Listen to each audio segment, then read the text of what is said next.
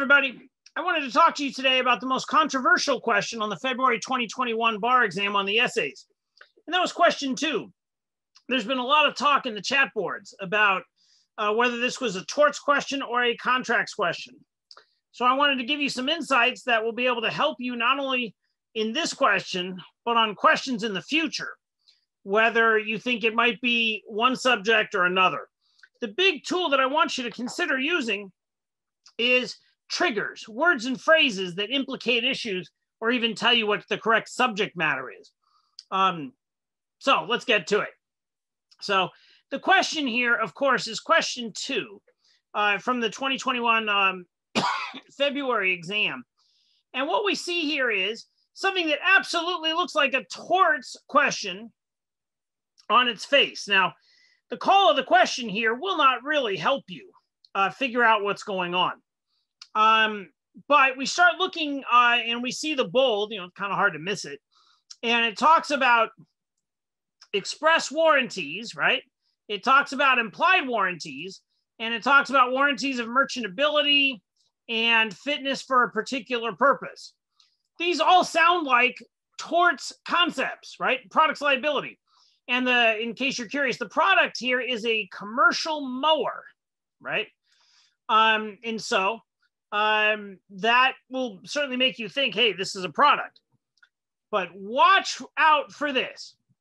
We have a one-page contract. The word contract is in this fact pattern. And a couple paragraphs down, it also says the contract. A couple paragraphs down, it says SM and Bright signed the contract. Further on, towards the end here, it talks about SM refused, pointing to the clauses above in the original contract. And then finally, Bright then sued SM for breach of contract and warranty. So what do we have? Yes, we've got a lot of things that sound like a products liability, a torts question.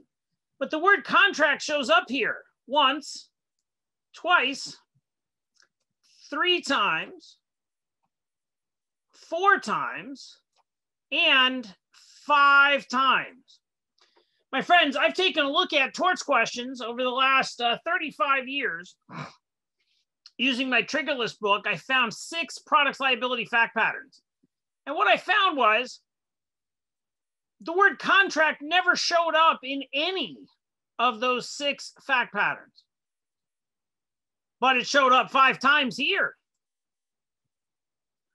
This is a contracts question. And that's how you know.